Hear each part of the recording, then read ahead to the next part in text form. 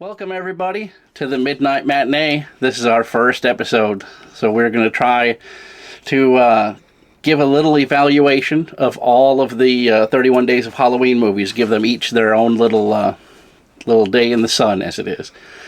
So I thought because it's our first episode, we're going to say how we got into horror movies and have an introduction. This is my wife, Angie, who Hi there. is in the background a lot in her videos. So you don't see, there's no Todd. There's no Todd down here today. So it's just us in this new venture. We're doing the movie reviews. So, Angie, take it away. Let's say I used to be really afraid of horror movies. When I was 8 years old, in the same year, I saw both the Alien movie where that thing came out of its chest, which just completely freaked me out, and then the miniseries Salem's Lot. Yeah. And that little glick boy outside the window ruined my childhood. So I actually was completely afraid of horror movies. And then I told my aunt, I said, I got to get over this fear. I mean, there's so many good movies that are out there. Everybody's talking about them. So I said, let's rent the worst horror movie that I can think of. Mm-hmm. And I went with Texas Chainsaw Massacre, the very first one. I sat through it, and I'm like, hey, this is not so bad. And next thing you know, I'm staying up late to watch the Late Late Show on the local television where they would show the B movies. Right. You know, like the Attack of the Killer Tomatoes and Daddy's Dead and Motel Hell. And then from then on, all the way. Right. Yep. And then I met him, and he had the same level of horror love, horror movies, horror anything, paranormal. Yep. And we thought, okay, so in 2019, we kind of thought, hey, let's do a movie. 31 days of Halloween movies. And I actually even made, if you were following along, you probably saw I made a little advent calendar in the shape of a haunted hotel. And we put different movies in there. And we started out the first year, 2019, we started with our favorites. And then we kind of went into classic horror. We did vampires. We did zombie movies. Yeah. We did ghosts. Oh, ghost movies were last year. Yeah. And then this year we did 31 Days of Demonic Possession movies. Yeah, possession movies. And boy, did I have some interesting dreams. Yeah. So that kind of segues into the movie, but first we're going to talk about my experience. When I grew up, we had a video store down the street. It was like a little mom and pop video rental place, and they had a thing where you could buy a membership instead of paying per thing. So my friend his house was right behind ours. We bought one of those memberships, and we would go every day and get a different movie. And we went through all the sci-fi, all the horror. Whenever a new one would come out, we would watch it. So we watched the entire horror section of that video store. And we're little kids, you know, this is like, I was probably 10, maybe 9 or 10 years old, and we'd ride our bicycles down to the video store and get a VHS tape, and we'd go back to my friend's house and watch movies we probably weren't supposed to be watching. And as far as the Salem's Lot thing, I can agree with that because I watched it on TV when it first came out as, what year was that? It was 79, so you would have been 6. So I'd have been 6 years old watching Salem's Lot. And they talk about, the movies don't really traumatize people that much. To this day, I won't look out curtains at night because I expect to see that kid staring back at me. So if somebody's like honking their horn, I'll go and open the door. I won't look out the curtains at night because I expect to see that little blue vampire kid floating around out there. Let me in. Scratching at the glass like, nope. I woke up the next morning with my bedspread wrapped around my neck after I finished that movie. Said, no vampires. Right. Because that was terrifying, even by modern standards. Like the Mr. What's his name? Mr. The vampire. Barstow. Or Barlow. Barlow. Is it Bartow? Barlow. Yeah, Mr. Barlow, the guy, the Nosferatu vampire in that is absolutely terrifying. Like his eyes glow. And he's like that weird ghastly yellowy. Yeah. bluish color. Well, even the cemetery caretaker guy that gets turned into a vampire, he's sitting in the room and like his eyes glow when it was horrifying as a kid. for a miniseries, though, Yeah, and it was on CBS. I mean, that's crazy that and it had David Soul in it, which was like, right one notch less than Elvis at the time. Oh yeah. And he was in Starsky and Hutch, and he had his own records and everything. He was a big deal back then. He sure was. So, but that one is not on the That one is not on the 31 days. We watched it on our vampires. I think it was also on the favorites and the classics. Yeah. No, the classics were older. That's right. Yeah. Because we watched black and white. Yeah, the Foundations of Horror was what that section was. So we watched like the 1923 Nosferatu, the very first vampire movie, going way back, and it had subtitles. That's how old this movie was. No, it had title cards. Oh, title cards. That's it didn't even have subtitles. It had title cards where back in the day you would film a black and white movie and then you would physically cut the film and then splice in a card, a sheet of where people would put letters onto a board and then film it with a camera and then develop that film separate, and then you would physically tape those into the reel and then run it through the negative to make the film. So those cards are actually added later, like where modern subtitles are run underneath, So it was old. It was an old movie. Yeah. And some of the effects in that still hold up, like the shadow on the stairs, like when Nosferatu's walking up the stairs and his shadow is like it stretches. Oh, that's spooky, even to this day. Figure that was, when we watched it, it was over 100 years old. Yeah. So almost 100. Our first movie from the 31 Days of Halloween is The Exorcist. And I was all of 6 months old, I think, when it came out. And I could remember I was probably maybe 3 or 4 when it came back in theaters the first time, and they played like the thing on the radio, and it was like, it had like a warning, like, caution, if you're going to go see The Exorcist, it was blah blah blah, you could suffer heart attacks and nausea and all these things, and I was like, what is this? As a little bitty kid, I'm like, who would want to see that? Yeah. And then later on I saw it and I was like, yeah, that's kind of messed up. I got a moment of truth, though. As a huge horror person, I did not see it until I saw it with him, probably 5 or 6 years ago. That was the first time I had actually seen it. I don't know why it never was on my list, but yeah. I think we saw the remastered one. Maybe that's what it was. It was your first time seeing it, and then we watched the remastered version of it, where it has the original special effects in it before they toned it down. Because if you've never seen the digitally remastered one where they took the negatives and then digitized the negatives and then made it 4K, there's a scene in the original theatrical cut where they're having a back and forth about what it is to be possessed or whatever, and the father is like, he leans in to say something to her and she vomits directly into his mouth, like, and just boom, blows it. And it wasn't supposed to happen that way. It was supposed to like hit on his chest or whatever, but the actor caught it directly in his mouth, and he flips out and runs out of the thing, and they got it all on film, and it looks so good that they left it. And it in the VHS and later on in the DVD releases, that scene, it alludes to it, like she coughs or whatever, and then he runs out and he's wiping his mouth off.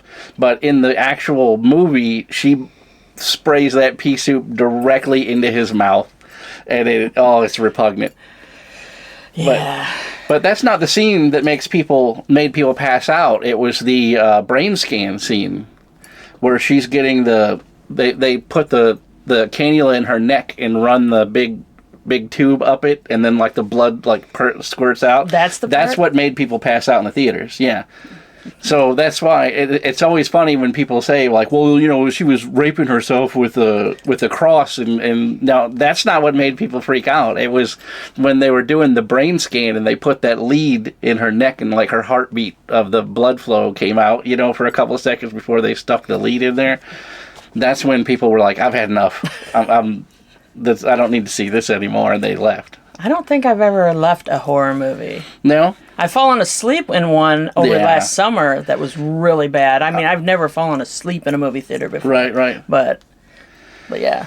Yeah, that was the, Lisa Frankenstein? Well, Lisa Frankenstein was bad, but it was the, oh my God, it's the Ouija Origin or something like that. I thought Ouija Origin was the good one. I thought Ouija was the bad one. No, whatever it was in the theaters over the summer. I'd have to look it up. But yeah, they said that the Ouija was bad, and then the one that was supposed to be the prequel to it was actually really good. I don't know which one I watched, but going to the Ouija board, I mean, this is how it all kind of... Yeah. In The Exorcist, that's what happened to start the possession. She had started playing with the Ouija board with her friends, and then she moved to a new school, so then she started playing with it by herself, and then she was communicating with a spirit called Captain Howdy, and he manipulated her into letting him in, and then that's when the possession started. But in the real story of The Exorcist with the Robbie Doe... Which is in St. Louis. Which happened here in St. Louis, yeah. It was a ventriloquist dummy. And they thought the Ouija board was spookier, so they used the Ouija board, which up until The Exorcist was the number one gift that people got at Christmas time, was the Ouija board, because people would play it. They had commercials at the board game parts of the shows and TV shows and stuff. The Ouija board was always there because it was like this fun party thing that people would do. And then The Exorcist came out, and a perfect line right there. It was evil. Parents were going to the store, buying Ouija boards, and then setting them on fire so that people couldn't be possessed by demons by a board game, That still prevails, though. Yeah, people still to this day, if you break out a Ouija board, people will have a fit. Like, no! I don't mess with those things, We're like, what, you play Chutes and Ladders, but you won't play Ouija? You know what I mean? Like, what difference does it make? It's a board game, The way, I don't know if you know or not, the way the Ouija board works is it's your subconscious moving your micro motors in your hand. Right, so it's like the spirit talks to you, if you believe that, or whatever it is that's speaking to you, and then your subconscious mind hears it and then makes the micromotor movements for you to move the planchette around. It's not the demon communicating with you, it's you communicating with you. And a lot of times it's just your subconscious speaking directly to you, right? It's not an entity or something. So that's why we kind of take exception to people who are like, I don't mess with that Ouija board, you got to go into hell because of it. You're like, bro, knock it off with that stuff. There's plenty of worse stuff you can find in Spencer's to get in trouble with than the Ouija board, Now, my grandmother actually gave me she had an antique one that she gave me. I do not want to ever happen to it because she gave it to me, back in the 80s, back in the old days, but I thought mine had a pencil for some reason. Some of them did. Okay, so this one actually had the planchette had a pencil. Right, and they had some of the older ones from like the 60s had a hole in it where you could stick a pencil through and then do the automatic writing too. And it was a two thing, so you could do the alphabet, or you could put a piece of paper on it and then do the automatic writing with it. Yeah. But that's what happened to poor Reagan, is that she was using the Ouija board to talk to her friend Captain Howdy, and then that opened the gateway for the demon to come in, and now she's possessed by the devil. What's the demon? Pazuzu? Yeah, Pazuzu. But you can't see him up there, but... Yeah.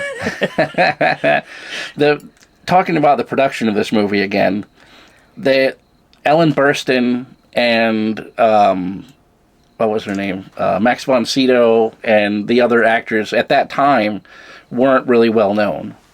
And this movie was filmed in the desert, Reagan's room set was actually a large refrigerator, like a walk-in freezer, so that they could see the breath of people in it, and they had that supernatural kind of cold. So poor Max von Sydow is in the desert of like Turkey or somewhere. I don't remember what exactly where it was, but it was hot.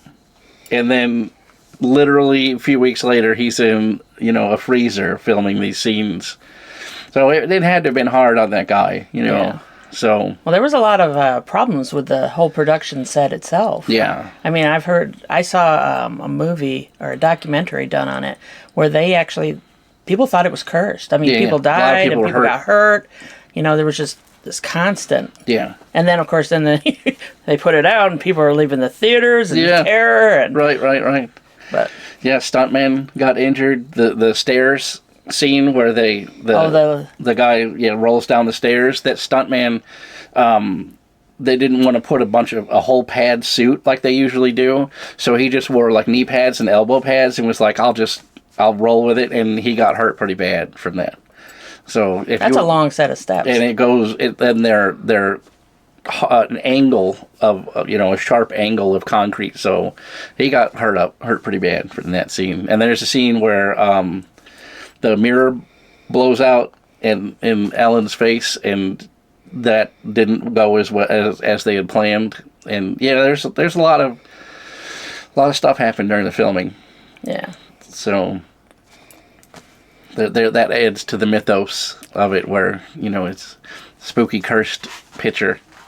Well, it's definitely a must-see, in my opinion. Yeah, I would tell anybody, if you can go into it knowing that there's probably a couple scenes you're going to have to skip over, and it's a fantastic movie. Or if you can find it like on Tubi TV or one of those where they won't put in the more brutal scenes, then you probably have a better time than watching the Criterion edition. I was going to say, because it's long. The director's cut Criterion edition is a long movie, and it's got some brutality in it. And then, like I say, the scene where they're putting the cannula in her neck to do the MRI of her brain, you see like the blood spraying out, because in a lot of movies, I don't know if you guys know this or not, but they use like a candy kind of blood, because there are people that have a phobia of blood, and they could pass out just from seeing it.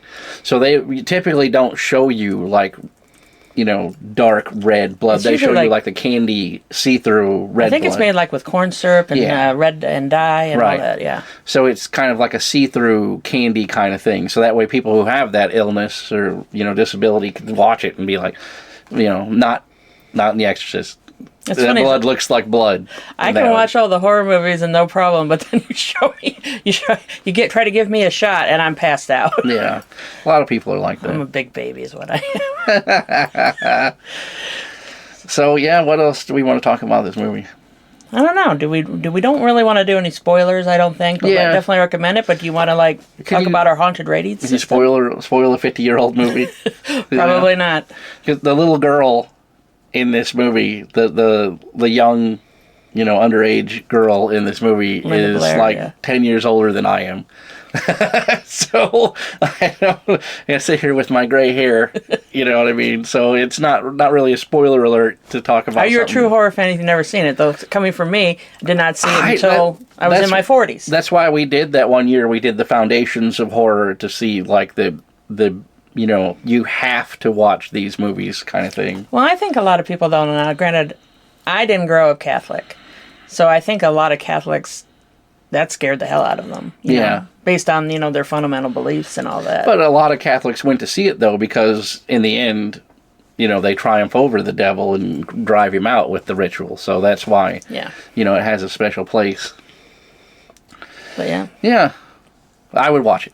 You got to watch it, because it is, like, we're going to go over our rating system that we're going to use in here. Mm-hmm. So we're going to tell you. We got a special rating system. Yeah, so the number one is the Phantom Fiasco. So that's a ghostly disaster, barely a flicker of life. Don't bother crossing over to this one. It's the That's the stinker. That's your S tier. He had movies. one. We'll get to it eventually. There is a movie on our list. He that we're couldn't gonna go even over power that was, through it. Yeah, I powered through it. He did not. It was so dumb, I just shut it off. I was just like, this is ridiculous.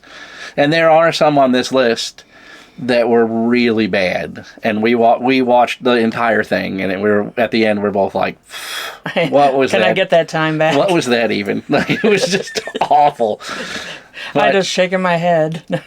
Two stars on our system would be The Graveyard Grind, a slow creeping death. There's some potential, but it's buried under the weight of missed opportunities. And there are a bunch of movies that's what we're going to say, missed opportunities, because bad writing or whatever, or wanting to do some sort of insert of a thing that was on the director's mind, and the movie is just suffers for it. They try to do the M. Night Shyamalan. Right, yeah, they try to put a twist where there's not a twist, and then everybody who's been watching it from the beginning are like, well, yeah, we've been here the whole time. I don't know. Is this a twist? Ooh, it's a twist. You know, you're like, I saw it coming a mile away in the very beginning of the movie, you know, so whatever. Yeah. And then our middle tier is blood curdling. That's what would be 3 stars. So it's thrilling enough to make you look over your shoulder, but not quite enough to keep you up at night. So it's solid, but not sinister. So these are movies that are going to be like your campy horror, or they're like movies that they're in a niche, right? So they're still good, but they're not, like, I wouldn't say iconic, you know, like they're still a decent movie, but they're... You're thinking like an Army of the Dead, or... Yeah, no, I would say that's probably top tier. That's Nightmare. Because of it's horror and comedy, you know, and it's in a genre that's very, very thin, you know, so it excels in a small niche. But, so number 4 stars on our list would be Nightmare Fuel. Takes you to the edge of terror, leaving a chill in your spine, dark and twisted in all the right ways. So these are movies that are really, really good, and they will stick with you later on. You'll be thinking about them the next day in the shower, right. Like, oh my gosh. Or you're 50 years old and won't look out the window at night. You're like, I'm not taking the dog out. They're not like a masterpiece, right? Like, they're not going to be preserved in the Library of Congress or whatever, but they're really good movies. You know, that's what... Good plot. They don't... Because the way we do our rating system, in order to get 5 stars, it's going to have to be exceptional to get 5 out of 5. It's going to have to be, like, groundbreaking. Stand the test of time. Yeah, Still as scary as it is when you first saw it. If it makes you turn away, even though you've seen it, you know, how many times, and you know it's coming, that's a good movie, in my opinion. A great movie. And then our top tier, 5 of 5, is going to be Hell's Bells. A true masterpiece of horror sends shivers through your soul, claws at your sanity, and lingers long after the credits roll. These are movies that you walk out of the theater a different person. Like, you go in, you're like, oh, it's going to be a clown movie, and then you're sitting in the parking lot in your car, just like staring off into space, like going, that's messed up.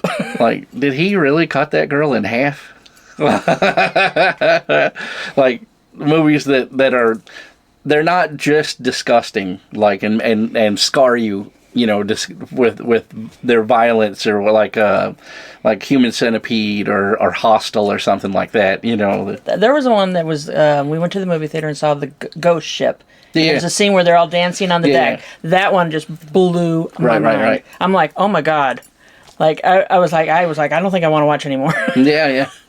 So that's what we're talking about. It's a movie that, like, owns its niche, right? It's like top tier. Like, you could watch it over and over and over again, and it is the best representation of that niche. So there won't be a lot of 5 of 5s on our list, because we grade them hard.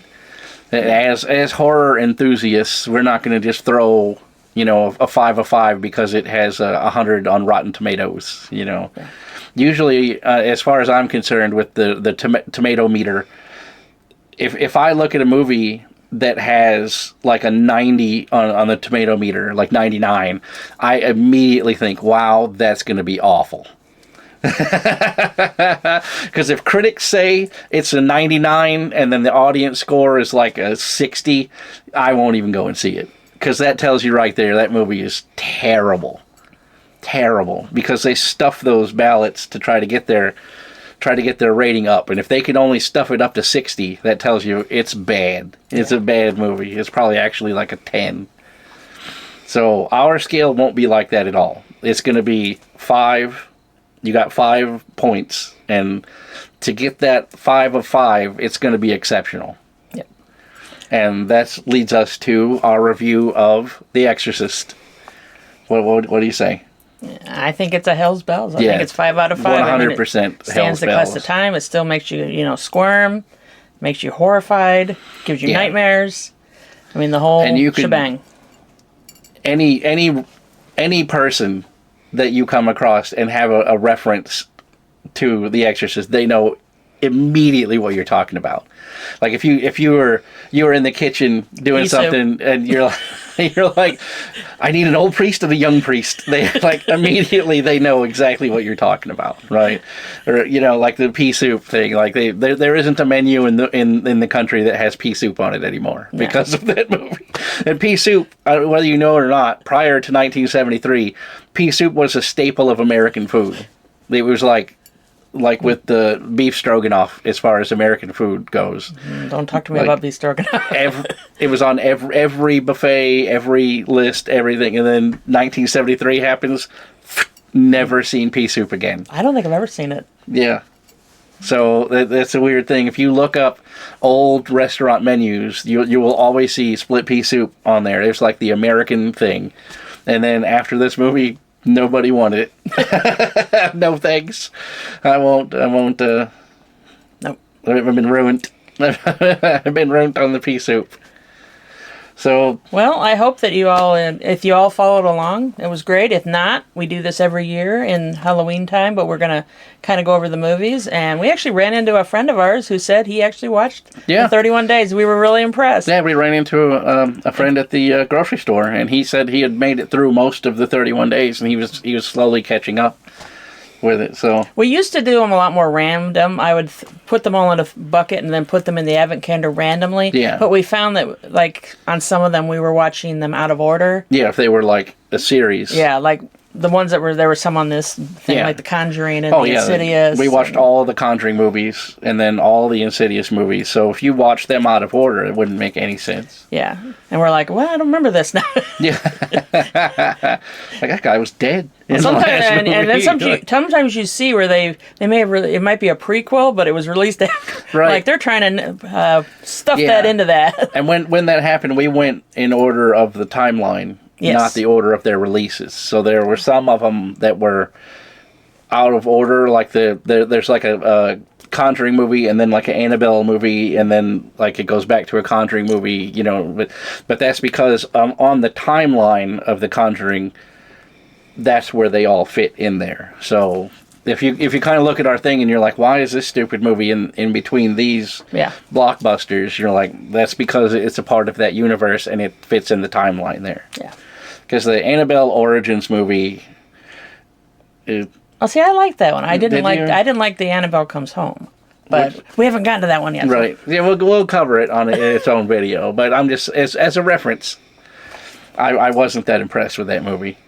So there you have it. There you have it. So we're gonna give The Exorcist The Exorcist gets 5 of 5, and it's the Hell's Bells. 100%. Is there anything else you want to say? No, this is pretty much our first episode. So do you like it? If you like it, follow along. Follow us on the main channel where we talk about paranormal stuff. But this is going to be Angie and I's side thing. We're going to do horror movie reviews, horror TV show reviews. Because once we're done with the 31 days of Halloween movies, I had thought about doing the. We have maxed out Netflix. Interview with the Vampire, the Mayfair Witches, those we've watched a TV lot of shows. horrors. Yeah. And then there's movies. If we go see a movie, we'll throw that in there too. Right. We might at some point do a few episodes about the best and worst TV show that I've ever seen. It fits in both categories, and that would be The Walking Dead. It is the best TV show I've ever seen, and also the worst TV show I've ever seen. I think it had its pinnacle, and then it went... Right. But... And they're like, our boat would be a lot faster if we just started drilling holes in it. I love The Walking Dead. I've met Daryl Dixon, Norman Reedus multiple times. But it was awful at the end. Yeah, I don't think I even watched the last season. I think we binged it. Yeah, we did. We started. I used to be Sunday nights. It's like, do not talk to me. Yeah, right. Do not talk to me. Don't call me. Don't text me. It's Walking Dead night. Yeah, it's locked in. That's what we're doing. We're watching The Walking Dead. And then it was like, and there were people at work. We made literal around the proverbial water cooler. Oh, did you see it last night? And everyone's like, hey, did you see that? And there was YouTube channels where they would talk about theories, and it was awesome. And then it wasn't. And then all of that went away. And we're gonna break it down for you guys. So we're gonna talk about all horror movie stuff, series, horror. Yeah, that's what we're gonna. Because we didn't feel that the main channel, the Veritas Project, is about paranormal research and just fringe theories and stuff. And this is going to be about entertainment and movies and get escapism from the real stuff. The real stuff that we talk on the other channel. So if you like that kind of stuff, then follow the Veritas Project. Which is more scientific. Right. We do more science and fringe science and that sort of thing over there. And then over here is going to be our entertainment and fun. The intersection of entertainment and enlightenment. The Midnight Matinee. So that's why we have we're in a different part of the mansion tonight. But the library, Lennon Library, is still way back there. Yeah, we've moved into the anteroom of the library. We brought out our copy of the Necronomicon, so you can see the spells from the Necronomicon, whatever that is. And someday I hope to have a library that looks like that with secret passages and. Well, we've been talking about that for a long time. That we're going to build an actual library into the old farmhouse. So we'll have an actual backdrop so you can see our books. Yes. Because we have a lot of books. Yeah, his books and my books make quite a lot of books. Yeah.